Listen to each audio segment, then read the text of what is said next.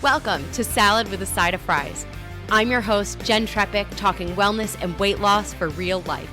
We're here to clear up the myths, misinformation, bad science, and marketing to teach you how to eat and how to cheat. Are you ready? I'm having salad with a side of fries. This week, we're talking about midday squares. So these were sent to me by Paul, who is a past client. Actually, you might remember Paul. So there was an episode from fall of 2024, I think it was November-ish. We called it Real People, Real Results with Paul and his daughter Kayla, who are both clients. And we talked about their stories, and you can go back and listen. But recently I saw Paul in person, and he asked me to take a look at these snacks called midday squares. And as always, I figure it's better for us to look at them together. So here we are. Now, Paul only gave me the name midday squares. So I started with their website. I always like to look at the marketing first, as our jumping off point to see what they want us to know. And then we can dig into what we also find out, right? So their marketing says functional chocolate squares that satisfy your sweet cravings. Okay. Then the next part I actually really love. It says everything a chocolate bar isn't, everything a functional bar wishes it was. I'm like, okay, I see you, right? Gauntlet thrown. Let's see if it stacks up. But there's more marketing to go through. So then it says our dough is non-GMO certified, gluten-free, vegan certified, dairy-free, soy-free, kosher certified, and fair trade certified. Now, this is interesting. I like a lot of these things from, what they mean. But my takeaway from this is actually that I bet these snacks are pretty expensive because those certified stamps, actually we talked about it in this week's episode with Chef Whitney Aronoff, those stamps cost a lot of money. Those certifications, that paperwork, all of that stuff costs a lot of money. So not to say that the ingredients aren't those things. I'm not saying that at all. I just think it's worth noting that there are some products out there that are GMO, kosher, fair trade, vegan, etc., that just didn't pay to be able to put that little stamp on their package. Okay, I keep scrolling on their website. It says, after lunch go-to with 6 grams of protein for a source of energy, lower in sugar, 15% less compared to conventional confectionery, real chocolate because it makes it taste so good, 4 grams of fiber to support your gut, and gluten-free. Again, telling us that it satisfies our sweet cravings. They have these graphics like the ones for like the fair trade, non-GMO certified, all of those. They have graphics similar to those that say natural energy and brain fuel, which is interesting. And I have to be honest, as I'm scrolling, I just want to get to the nutrition facts. It's like they're hidden. It's like I just have to keep scrolling and clicking and trying to find them. And frankly, I more easily found that they have a podcast versus the flavors and the nutrition information beyond all the marketing. Now, on the podcast front, it's called Midday Squares Uncensored.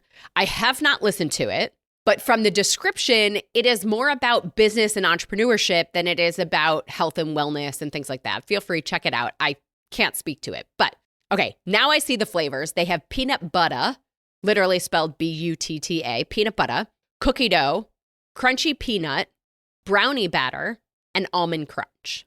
So I'm going to vote that we look at the brownie batter one because they keep calling themselves like sweet snacks and chocolate bars and whatever. So I figure they also mentioned like the confectionery category. So I'm like, okay, let's start with the brownie batter. So I click on that. Again, it's like more marketing and the ingredients. I still can't find the nutrition facts. It's honestly a little bit annoying. I could give you the additional marketing, but I really just want to get to the nutrition info. So I finally find it. Okay, here we go. 1 square of the brownie batter flavor is 160 calories, 11 grams of fat, of which there's 5 grams of saturated fat, 0 grams of trans fat. We have 12 grams of carbs, of which there's 4 grams of fiber, 4 grams of sugar, including 3 grams of added sugar, and then 6 grams of protein, which they told us before. And then it shows tiny amounts of calcium, iron, and potassium. Okay, on this front. 6 grams of protein is just shy of an ounce. So realistically, for me, this would last me like an hour until I needed to eat again, provided I'm eating it when I'm like hungry and in need of a snack or a meal. This is only going to last me maybe an hour. Our net carb count is 8, which checks out, even though the 4 grams of fiber is a little less than ideal. If you remember from our reading labels episodes back from like fall of 2019, we have this rule of 5, right? So ideally, we're looking for 5 grams or more of fiber from a packaged food. And we could certainly eat this with veggies or fruit to add a little more fiber, but it's just worth noting. And then the 11 grams of fat is higher than we would want from a packaged food, right? Our rule of 5 is 5 grams or less on the fat front. So, okay, just beware. But I will say, taking sort of that just shy of an ounce of protein with 4 grams of fiber and 11 grams of fat added to my like consideration of how long this is going to last me, right? If I was hungry, this would maybe get me 2 hours before I needed to eat again. Maybe. So then let's look at the ingredients. And it fitting for this week's episode where we talked about quality matters in ingredients, let's see what we have here. So brownie batter flavor ingredients. Dark chocolate, which is made of fair trade cocoa butter, fair trade cocoa powder, organic coconut sugar, salt. Second ingredient, organic sugars, which in parentheses says organic maple syrup, organic cherry juice concentrate, organic tapioca syrup, organic molasses, organic date syrup. Then third ingredient, organic carob protein, fair trade cocoa powder, olive oil, organic fava bean protein, fair trade cocoa butter, organic Jerusalem artichoke powder, organic gluten-free oat flour, organic pea protein, vanilla extract, salt, organic apple cider vinegar, water, organic rice bran extract, and then it says may contain almonds, hazelnuts, peanuts, sesame, cashews. Now, before I get to the ingredients, I want to point out, they do say on there that it needs to be refrigerated. And really in the ingredients, they aren't using, like the rice bran extract might be part of their preservative kind of thing, but the fact that it needs to be refrigerated speaks to some of these ingredients, but it also means that we want to make sure that when we're buying them, when they're in transit, that they are not spending a ton of time in transit, that they aren't being heated accidentally because, you know, I mean, it's cold in New York where I live now, but like if it was the dead of summer and, you know, they might heat up. So we just want to be careful on that. Okay. Sugar is the third part of the first ingredient and the second ingredient. Now, for the most part, that's just worth noting, right? Like it's going to hit that sweet tooth. It can still keep us addicted to these sweet flavors, depending on how sweet it is, which I haven't tried them, so I don't know. I like that the ingredients are organic and fair trade. I think the fat, like that saturated fat, is probably coming from the cocoa butter. The Jerusalem artichoke powder is probably the source of the fiber. I mentioned the gluten-free oat flour is potentially acting as like a preservative. I mean, all in, to answer Paul's question of what do I think, I guess to me the question is this compared to what? This for what use, right? So compared to a typical cookie or another dessert, I like it. If I'm truly hungry and in need of a snack, this probably isn't going to cut it for me. Like at least not for very long. Like it might hold me over for an hour, 90 minutes or so. You know, of all the things out there that we've seen, I think this is pretty solid. But like I said, full disclosure, I have not tasted them yet.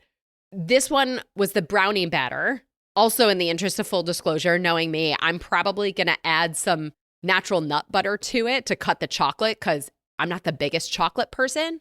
You know, I'm curious if it tastes as good as they tell us. And so let me know if you try them, what you think, and what purpose the midday squares serve for you. Like maybe this is the thing that helps you transition to eating less sugar every day, to satisfying that sweet tooth without necessarily, you know, feeling like you're going overboard. So let me know what you think. That's our nutrition nugget on midday squares. Well, as always, everybody, I'm your host, Jen Trepeck. Connect with me on Instagram or all social media. I am at Jen Trepeck, JenNTrepeck. Website is asaladwithasideofries.com. Pick your platform, send a message. I love hearing from you, your takeaways, your ideas, your questions. This is also the easiest way to learn more about working with me as your health coach.